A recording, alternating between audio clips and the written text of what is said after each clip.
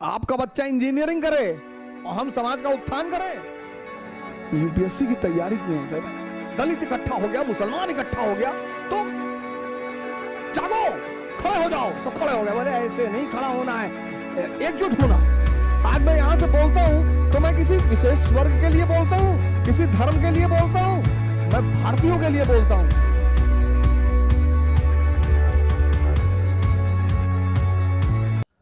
मुसलमान हिंदुओं के साथ नहीं रह सकते, हिंदू हमें जीने नहीं देंगे।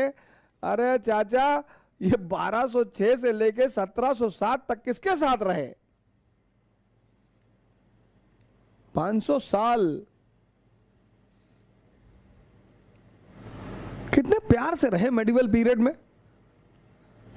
तुम नमाज पढ़ो, हम पूजा करें, मतलब दोनों का एक ही है। जिस दिन कोई हमको समझा दे कि अलग अलग मतलब है, दिक्कत क्या है भाई? तुमको एयर एशिया पसंद है, हमको विस्तारा पसंद है, बात खत्म। फ्लाइट तो दोनों है ना।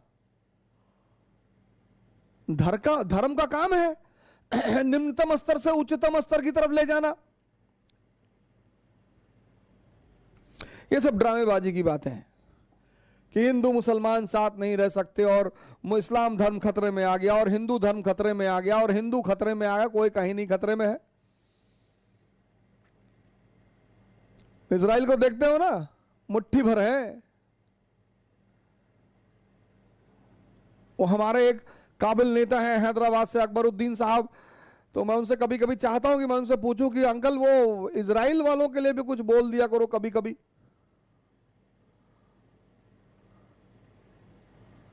कभी उनके लिए भी कुछ कह दिया करो। और ये जो हमारे इस तरफ हिंदू कट्टरपंथी हैं,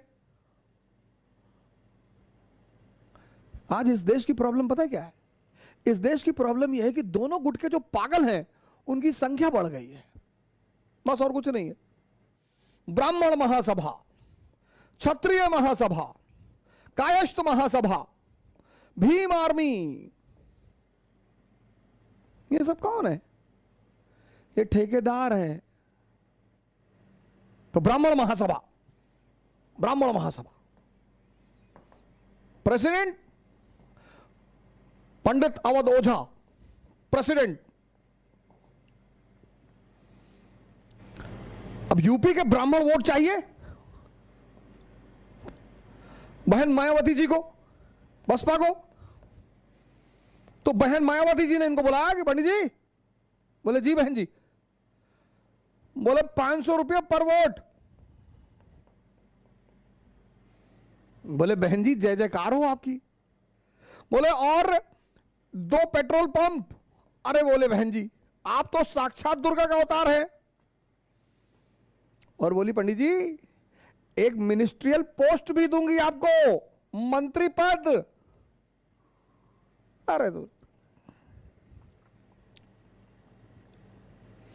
अब इन्होंने चुनाव से पहले ब्राह्मण महासभा की मीटिंग करनी शुरू की पूरे यूपी में। तुम ब्राह्मण, मरी हुई कौम, सब इकट्ठा हो गए, दलित इकट्ठा हो गया, मुसलमान इकट्ठा हो गया, तुम जागो, खड़े हो जाओ। सब खड़े हो गए, बोले ऐसे नहीं खड़ा होना है, एकजुट होना है। अब ये तो पंडित अवध ओझा तो अमीर होते चले गए, बाकी ब्राह्मण भिखमंगे होते चले गए। यही क्षत्रिय महासभा के साथ है। अभी कोरोना का संकट चल रहा था, कौन आया तुम्हारे घर किसी महासभा का? यही मुस्लिम महासभा के साथ है, यही दलित महासभा के साथ। सब ये बहुत बड़ा गेम है सर।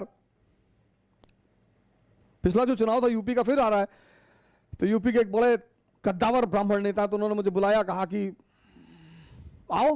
हम भी गए, कहे आपको सेवाएं देनी पड़ेगी अपनी। मैंने कहा सेवा ले लीजिए सर। डॉलर कितना दोगे? बोले डॉलर? हाँ। मैंने कहा सर पैसा? बोले अपने समाज के काम के लिए पैसा चाहिए। अरे मैंने कहा सर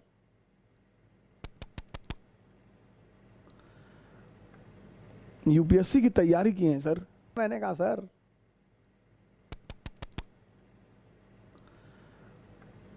यूपीएससी की तैयारी की है सर, हिस्ट्री पढ़े हैं सर, पॉलिटी पढ़े हैं, इकोनॉमी पढ़े हैं, थोड़ा बहुत साइंसवा भी पढ़े हैं, करंट अफेयरवा तो आज तक पढ़ते हैं सर। पैसा बोलो सर, जागरण तो किसी का करवा लो, किसी का भी पैसा बताओ, बोलो तुम्हारे जैसे लोगों की वजह से ये समाज बर्बाद है। भीरे मेरा जब अटेम्प्ट खत्म हुआ तो कोई मुझसे मिलने नहीं आया। कुछ लोगों ने, अनजान लोगों ने मदद किया।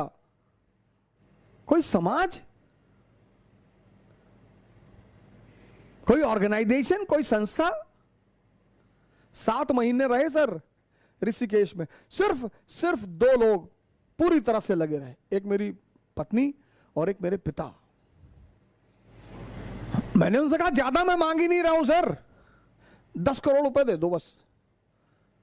10 करोड़ आने, मैंने कहा दे दो सर, 8 मैं रख लूंगा, लास वेगास चला जाऊंगा, 2 करोड़ अपने पिताजी को दे दूंगा, वो बेचारे चारों धाम की यात्रा उत्तरा कर लेंगे, जहां करना होगा करेंगे, गांव में किसी खेत खरीद लेंगे। आपका बच्चा इंजीनियरिंग करे और हम समाज का उत्थान करें, और करना है तो सबका करेंगे। आज मैं यहां से बोलता हूं तो मैं किसी विशेष वर्ग के लिए बोलता हूं, किसी धर्म के लिए बोलता हूं, मैं भारतीयों के लिए बोलता हूं। मैं किसी धर्म के खिलाफ कभी नहीं बोलता, मैं बोल ही नहीं सकता, मेरी औकात ही नहीं है, किसी की औकात नहीं है। लेकिन मैं हिंदुओं के खिलाफ बोलता हूं, मैं मुसलमानों के खिलाफ बोलता हूं। उनको बुरा लगता है कभी कभी, हाँ क्या,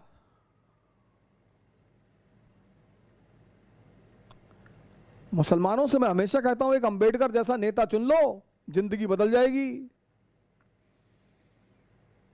जो तुम्हारे हित के बारे में सोचे।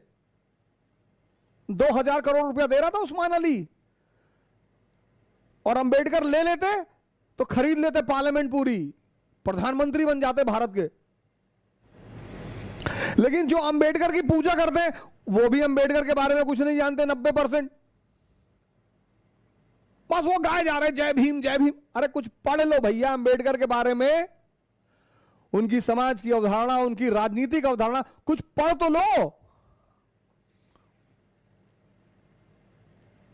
मैंने खबर पड़ी इटावा में 2 बंधु पकड़े गए कि हम ब्राह्मणों की हत्या करेंगे। काहे करोगे भैया? हालांकि ये सब इलेक्शन प्रोपेगेंडा, अब इलेक्शन आ रहा है, अब ये सब होगा। अब तुम्हें बचना है।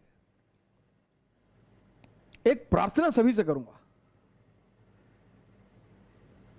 जागिए और जगाइए। जय हिंद।